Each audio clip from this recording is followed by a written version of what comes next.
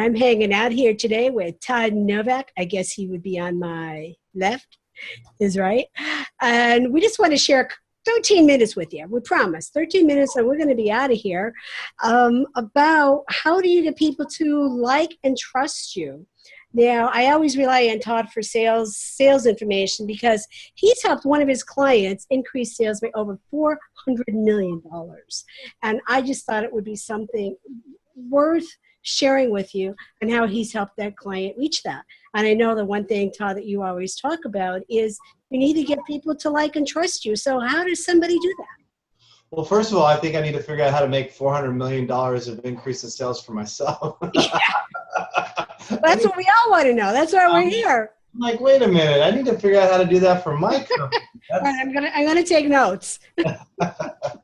But yeah, I mean, it's just so funny. You hear all the sales gurus and experts and people that write books and stuff. They say it's all about getting someone to trust and like you because if you think about it, everybody has a product and service these days. Right. Everybody has competition. In fact, if anything, we have more competition than we ever have had. Yes. And you really cut right down to it. We're all pretty much the same price. Some are a little bit higher and some a little bit lower. But the reality is there's not a lot of difference except for us. Well, you need to go back to Steve Jobs and the quote that he always said, and I love it, and I say it all the time, is don't try to be better, be different. Yeah, that's good. And when you're different, and that's how you're able to, again, use your techniques of getting people to like and trust you. So yeah, I think getting someone to like you, first of all, is really learning how do you connect with that person? Yes. Because it's easy to because we all have agendas. We all have things that we want to say. We all want to lead the conversation. We want to be the one talking, especially when you get a bunch of speakers together. Everybody What are you wants talking about? I don't want to talk over your talk. Yeah. But I mean, that's what happens. And so how do you get someone to really trust you? And really, it's going to sound kind of shocking, but it's really like learning to listen. I think yeah, that's a really good point. How do you, like you said, especially as a speaker, stop talking and let that other person talk and listen to what they have to say or what their needs might be. Right. Yeah. And listening, again, it's something that everybody says, oh, that person's better at listening than I am. They were born with it. And I don't really believe that. I believe listening is a learned skill. I think you have to make a commitment and say, I am going to be a better listener, which means shutting this down. Right. And saying, yeah, because human nature is this. You say something, it sparks something in my brain that I want to say to you back. Right, right. And what I want you to do is stop talking because what I have to say is more important than what you're saying because you sparked something in my brain. Right. So what I do is subconsciously stop listening to you, and I want to wait for you to take a breath or stop talking so I can share what I want to. Well, I have to practice that. I'll be honest with you. I have to practice that. And if I'm talking to somebody and they do that and they trigger a thought and I'm talking to myself, okay, don't interrupt, let them finish. But it's even more than that. We have to be listening to what they're saying. Right. So here's the technique. Make sure you have something to write with. Right. That thought pops in your brain, write it down so that it can clear your brain. Because really why you're holding on to the thought is you don't want to lose it. Because what you want to do is share it because you think it's so important. And it could be. I mean, I'm not downplaying it. It could be extremely important to the well, it's important to me. Yeah. But you're going to make sure it's important to them, right? That's right. You just write it down. And then what it does is it frees your brain back up to start listening again. Yes. And then so that is like step one to get someone to like you and trust you. Man, if someone's just going off and talking and controlling the conversation and not letting you engage, they're not going to really trust you. I don't trust someone that's just like, selling me, oh, let me tell you why you need this, why you need that. And then they're all over the place. I'm like, whoa, calm down, relax. Ask me what I do for a living. Ask me what my hobbies are. Ask me if I'm married. Ask me what I do on my days off. Ask me where I took my last vacation. Anything. But anything, because people they want to talk about themselves. Right. And that's one of the concerns or fears that I have people say, but I don't know what to ask them. Ask them something about themselves. People are always willing to talk about themselves, and it's a great conversation starter to start building that rapport and trust between each other. Well, again, it's about, and I share this in sales, sometimes we're trying to sell somebody, and the way to back away from that is feel like you're having a conversation with your friend. Good point. It's a really good point, Todd. If you can sell like you're having a conversation with a friend, you're not going to be too over the top. You're not going to be too, you're going to, and the beauty is you're going to be yourself. And so your natural ability is going to come out, your natural charisma, your personality type, everything's going to come out, and that person is going to connect with you, and they're going to start to like and trust you. So that would be my other tip, is to really just have a conversation, which can be tough. Good point. It can be tough, especially when you're sitting there and you're on the edge of your seat because you have a sales quota that you have to meet. And it's like, I got to get the sale. I got to get the sale. And you're not listening to the conversation. How much time do we have?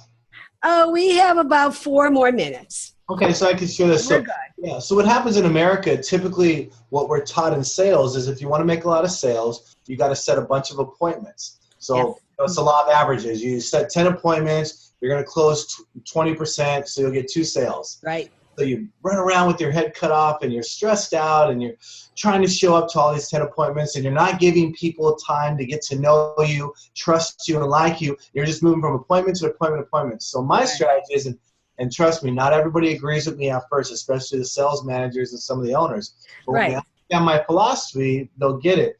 I would rather have you make 5 quality appointments than 10.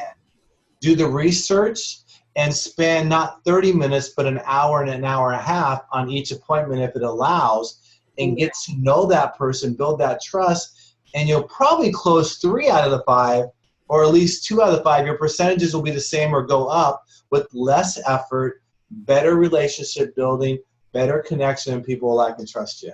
Well, the other thing that I've heard you say is don't make appointments. Oh, now you're giving away all my secrets. Yeah, hey, that's what we're here for. Let's give away some of these things. Yeah, no, I take that vernacular or that language out. No, we don't set appointments and we don't set meetings. So we set up visits. I just thought I'd swing by and visit with you for 10, 15, 20 minutes. Is that okay? I mean, how many people are going to say, no, I don't want you to come by and visit?